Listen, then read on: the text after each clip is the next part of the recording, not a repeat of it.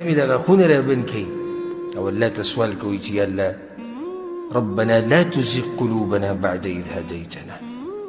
یا الله زموږ د زړونه چېرته د حق د پېژندو نه بد بیا وانړی. یا الله غټ سوال دی دا، غټه مسله ده چې یو سړی حق وپېژني او بیا یې واوړي، یو سړی الله وپېژني او بیا یې واوړي، یو سړی پیغمبر وپېژني او بیا یې واوړي. مال دې نه وي، بچي دې نه وي، کپړه دې نه وي، کور دې نه وي، هیڅ دې موږ سره نه وي، خو چې دا دین موږ سره وي موږ کامیاب یو. ما تاسو ته دا خبره بیان کړې وه، تاسو ته به یاد وي.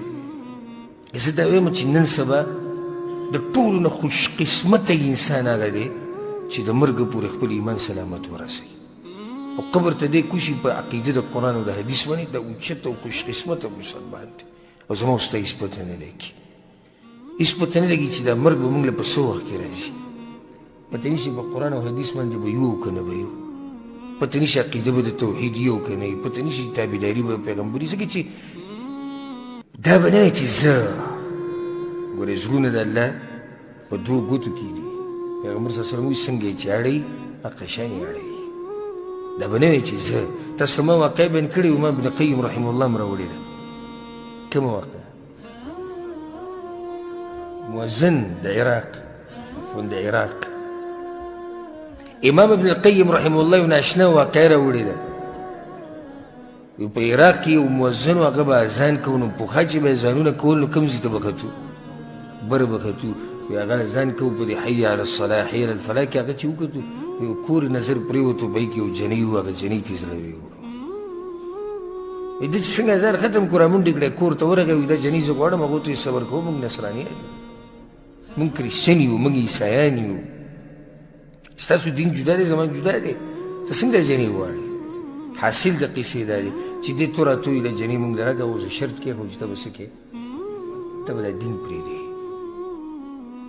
دا ورسره اتفاق وکړو صحیح ده چې زه به دین پرېږدمه.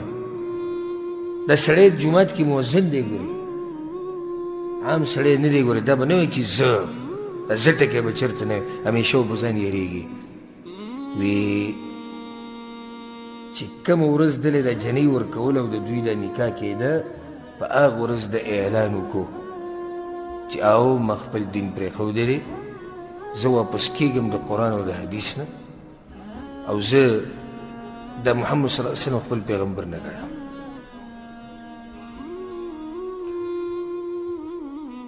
نو جنۍ وله ورکړې، مبارک شه پلاري وایي نکاح وشو، خلک خوشحاله شو، هغه هم چرته کوي جنۍ خو میلاو شو.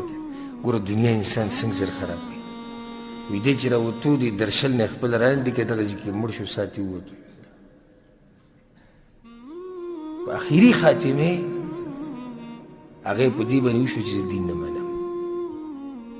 سړی جومات کې مؤذن دی، اذانونه هم کوي. ګورې نو دا به نه وایي چې زه همیشه به ځان ته په دې نظر ګوري چې زه څه یم، زه کمزور یم، او دا دعاګانې به غواړي چې یا الله یا الله ما ته حق نصیب کړي او په حق مې مضبوط ساته.